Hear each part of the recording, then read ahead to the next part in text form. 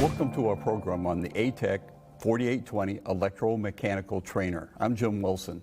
I want to give you an overview of the ATech Corporation. It was founded in 1984, and they developed automotive aids for the instructors to do hands-on teaching for automotive diagnostics and repair. And they have developed products for the automotive OEMs. Secondary education like your high schools, community college. They have developed tools for the military and technical schools. They're an ASE accredited training provider.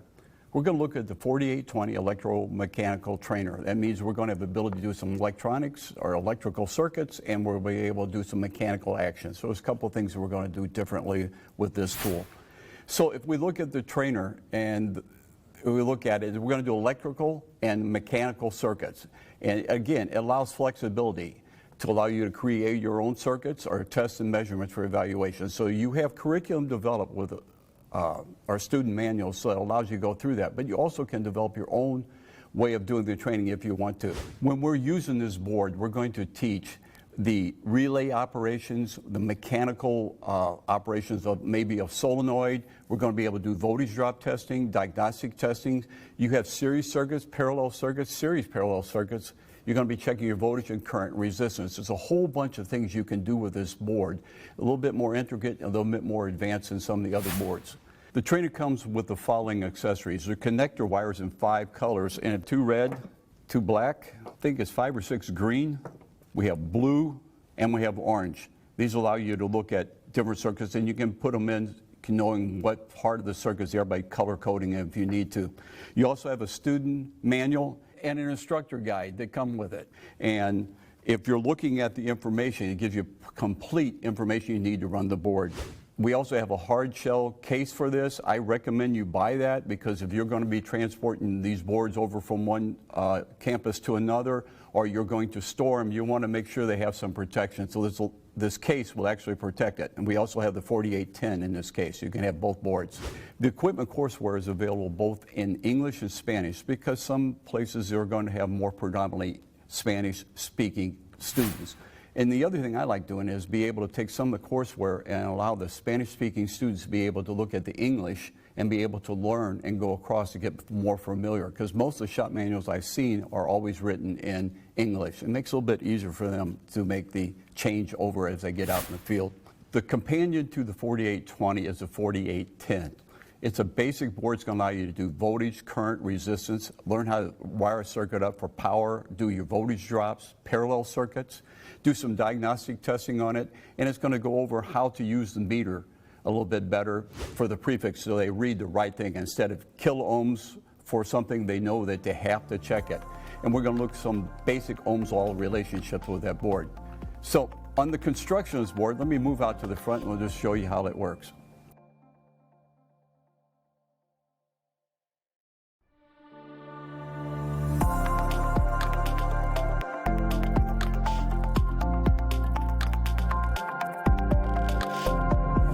The ATech 4820 Electromechanical Trainer. We're going to look at some of the components on the screen. We're going to start on the left-hand side here first.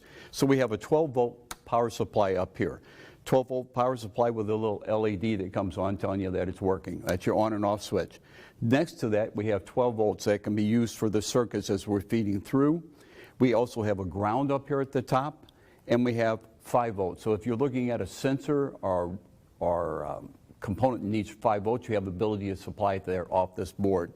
You have a circuit breaker on here. You have 2 ground jacks at the very bottom, if you look at that. On the switch, we just have a switch where we can take power in, we control the circuits coming out. And then we have at the bottom, we have a rotary switch. So we have a 3-position rotary switch, so you can actually control components, like if you can simulate daytime running lights and headlights, or parking lights and headlights. You could simulate that type of information you can look at. If we go over to the middle row, on the middle row we have relay 1, relay 2, we have a solenoid, and if you look at the bottom we've got 2 resistors. And the 2 resistors are there, and there is no reading on it because you're going to have to find out what those are as you check as part of your procedures. And we go over to the third line up there. We have 2 14-volt bulbs, 2 electrical motors. There's motor 1 and motor 2, and then we have auxiliary jacks. Now the auxiliary jacks are going to allow you to take some external components, and I've got one back here. And there's a little relay. If you were using, I could use my jumper wires to kick in and add this into the circuit if I want to. I could add a solenoid. I can add like a purge solenoid if I want to. It would be a good one to check. So those are the components that we look at on the trainer at that point.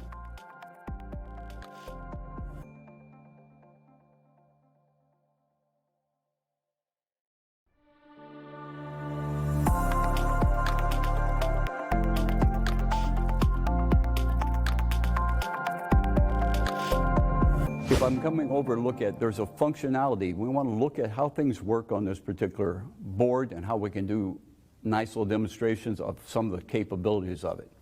So first thing I'm going to do is we're going to build a circuit. And I'm going to take my 2 red leads. I'm going to take 12 volts. That's my power. Like all circuits have to have power. All right. I have to have some kind of protection device, so I'm going to my circuit breaker. And then I have to have some way of controlling it. So you notice I'm feeding through the COM, which is supplying voltage to my circuit. Now, to make this a little bit easier, do something a little colorful this time. I'll use the orange. I'm going to go to this switch up here, component on the switch right there to the operation. Take my black lead, and I'm going to supply ground. Now, the circuit's completely off. Now, remember, always take your watch off or your jewelry. Flip this on, power's on, but nothing's working because I haven't flipped the switch. When I flip the switch, you're going to see that this bulb is lit up. Now, at the same point, if I'm looking at this one, I also can add a circuit into this. So I'm going to add another circuit, and I'll do a different color. So I'm going to go to turn this back off, this one, and I'm going to hook up to here. Yeah, I could probably do it to here. We'll see what happens. So if I turn it on, notice what happens right now. I have a parallel, kind of a parallel circuit here. And what I've got is, if you look over here, you can see this bulb is dim.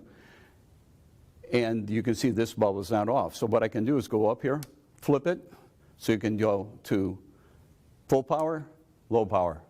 So it makes it a little bit easier, so I can use that circuit and do the job on that.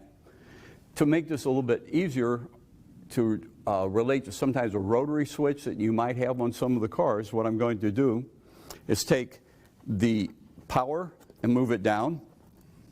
I'm going to take the red lead here. I'm going to put it in position number, we'll put it in position number 1. I'm going to do number 1 instead of number 3. And then I'm going to come back over and take my green lead and put it here. Now, depends on how you want to wire it. You can wire it any way you want to at that point. So if I do this one, I put it up here, what would be the second position in the screen. Notice I have the dim light. If I had a rotary switch, I wanted it full, I flip it over, and all of a sudden I have capability. So I can show this either way. Again, if it's this point, nothing, and here. Or I could actually do this a little bit differently. So if I had this one, notice it's on full blast, I could actually go this way, and either way you wanted to do it, it makes it easy so you can do it. That's a rotary switch. That allows you to access some of the teaching where you have a circuit that's going to have varying voltage or varying capacity in the particular circuit. It makes it a little bit easier. Now, I'm going to take this back off. Just a simple turn my light off. And you notice something real interesting. I'm just basically,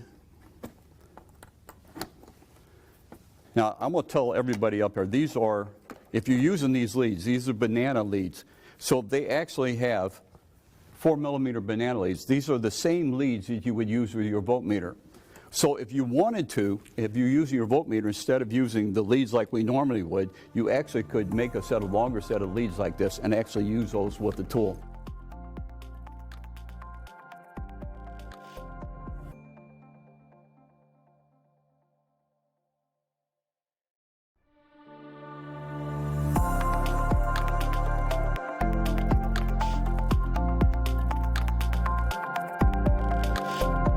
Right now, I want to go to my next thing I want to look at.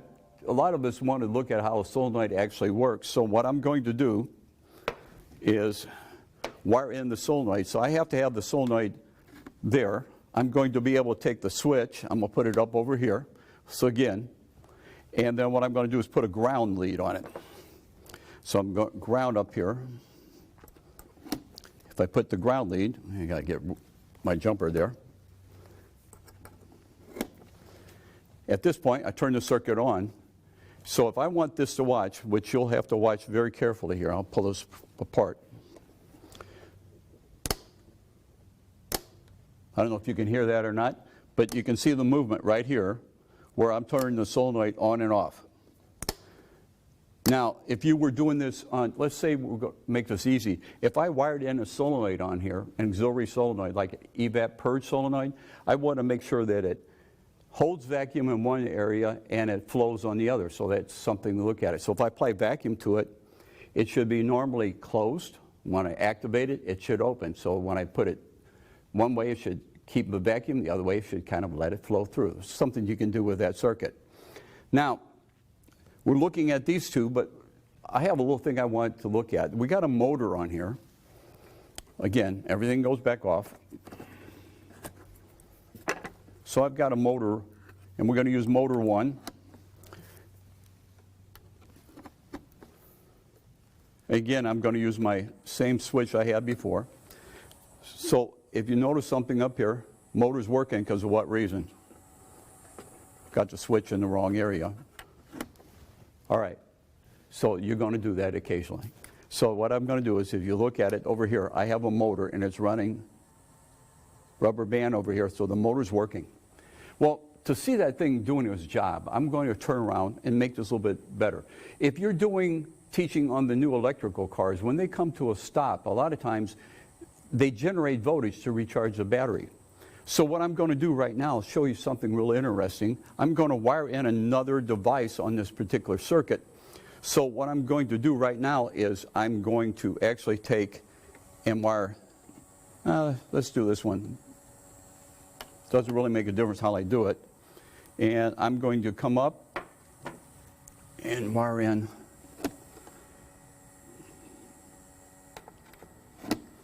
this. Now if you notice, I have a light here. Let me turn this back off. You don't hear the motor running. You don't see the light. When I turn this back on, you notice I have this. So I'm making these two, taking the motor, using this as a generator to generate voltage to this particular circuit.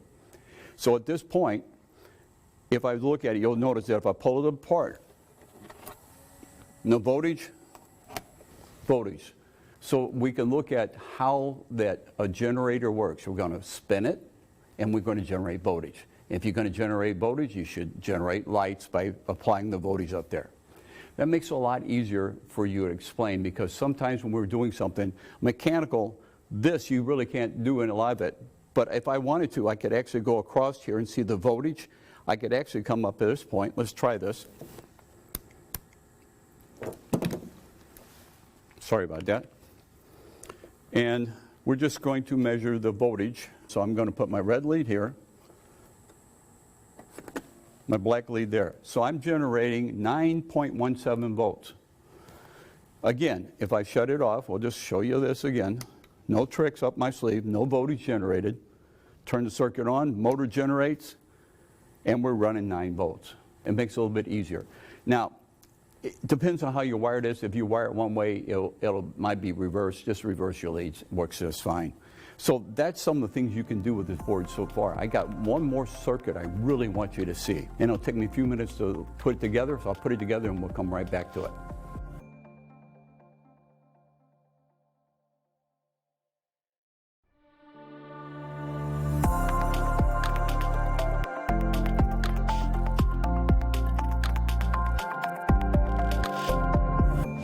have a little demonstration here, and I want to make sure I show you how I wired this together. I wired this without, because I don't want to show you guys how I went through it. So I have to have my power come in. I went to my circuit breaker. So when we're looking at wiring diagrams on a vehicle, we need to look at what's interrelated and what circuits control what other circuits. So the process here, I went from power in to my circuit breaker. On the other side of my circuit breaker, I ended up doing is taking a power lead, which would be power here, and I'm going to power up this switch over here. There's a switch up here that we're going to look at it, and that's based off of the relay. If you notice something interesting, when I go down to the switch, go from my feed going over to my switch, the switch up here is there, but on the other side of my switch, I have wired in the lead to my relay, so that I'm powering up my relay from there, and I'm running ground. So I'm going to be able to do my switch up here. When I turn this on, it will turn the relay on. And that's a lot of times you turn something on. Relays turn on when you turn the car on. Same process. And if I look at this, I have my ground coming here. I have my normally closed switch over here, so I have this. It's powered up. So immediately when I turn this on, this will actually work. So if I turn my power on, you notice nothing's really going on. Now, the minute I turn this thing on, the relay closed. As the relay closed, it actually turns my light on. So a lot of times you're going to have a relay, you're going to supply power to a particular component on it. Fuel pump, for that matter. I could actually wire up and turn my my motor on it and simulate a fuel pump. Same thing. So what you're basically doing is showing you how the relay controls a circuit. Now, if you don't believe me, if I take this off, nothing works. So I have to take my power on the one side of the relay. And if I was putting it on this side of the relay, nothing happens.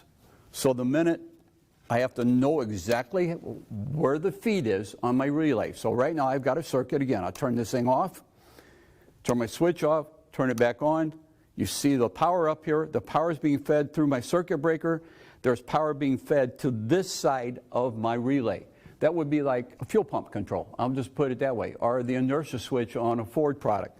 So at this point, I've fed power to here, but until this works, I have to feed power to my relay to close the contacts. So the contacts are now open or closed, whatever you look at it. So I could actually do this one. If I do it this way, the light's already on. So you know that's not what I want. So I come look over here. If I turn the switch, the light's turned on.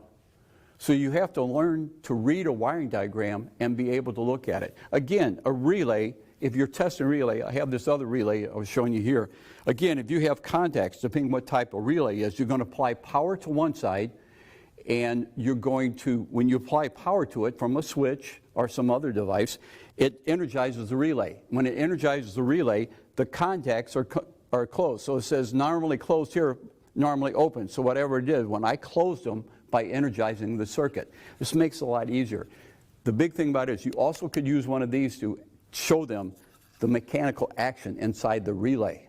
So that makes it a little bit easier also, because there are contacts up here. The other thing about it is, while we're here, a lot of us up here have not understood that if I'm looking at this, and I'm looking at right now, across that relay, I'll turn my voltmeter on, I'm dropping 11.82 volts. The main reason is because I have voltage coming in, it's being supplied through this, and I'm running it to ground. If I'm looking at the other side of this, I got 11.1. If I process, nothing right now. If I go to this part, nothing, all right? So I go to my other side, and I can actually, at this point, I actually can voltage drop the relay. This is something a lot of us don't do. So if you power up a relay, you might want to teach your students to power up the relay and check the contacts in there, because they will burn out over a period of time. So right now I have no voltage drop across that. I don't want a voltage drop across that. I know for a fact that one time I was out in western Kansas, and I had a car that had they had replaced a whole bunch of components in it. It turned around that the relay was dropping 1 volt through the relay, dropping the voltage down to the injectors and to the ignition system. It had a main relay, and it had a fuel pump relay, or the other relay, secondary relay. So what we ended up doing was switching the secondary relay, everything worked. So again, relays are not as simple. You don't just do this where most of us do is, oh, we'll find another relay and make it work. You need to test a relay. A lot of times you're testing circuits, you're going to jump across a relay, and you need to teach them safely to do that. It's a jumper wire with a fuse in it. No paper clips, no other way of doing it. You want to make sure you teach them properly. So this is this circuit. I wanted you to see this because it's neat. This is one of the more complicated ones. If I turn around, what kind of voltage did I have fed to this? There's my load. And how much voltage did I use? 11.81. If I come back over here, take this to my ground, and take this on the other side of it, you notice I have no voltage on my ground. So there's no voltage drop on the ground side. That's good. I had a slight voltage drop on the power side, so my light's working properly. Something you need to do is just play with this on your own, and then have students play with it a little bit so they get more familiar. This is a complicated little circuit right at the moment as far as I'm concerned, to first teach to somebody who's never done electricity before. But once you get them to get the hang of this, they're going to have a lot of fun.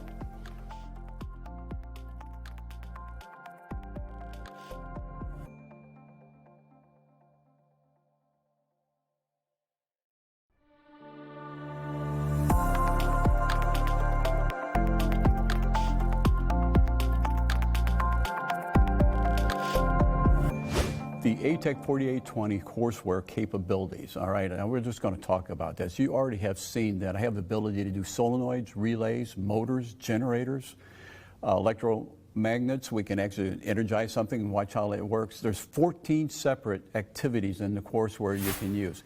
And you also can see that you can modify this and do it whatever you want to make it a little bit better for your students. Now, if I was looking at this in the process, there's a couple of configurations. You can build a circuit, you can test a circuit, and you can evaluate the circuit.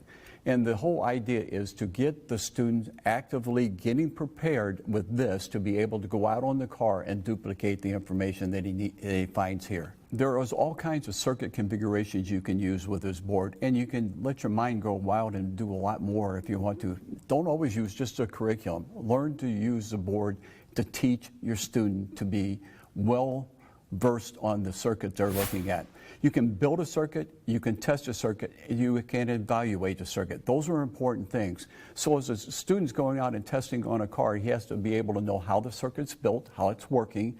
He also has to be able to test it, and then he has to make an evaluation. Was it working properly or was it not working properly? Those are things you need to do with this board, and it will help the student get ready for that next step, and like I said, to get out on the live car and do some of the testing.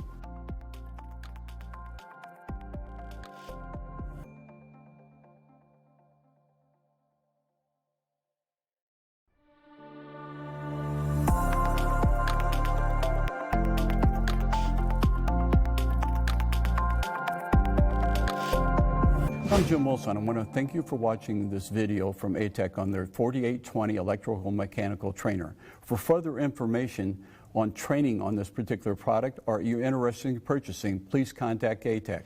If you enjoyed this video, don't forget to share, like, and subscribe. Thanks for watching. See you next time.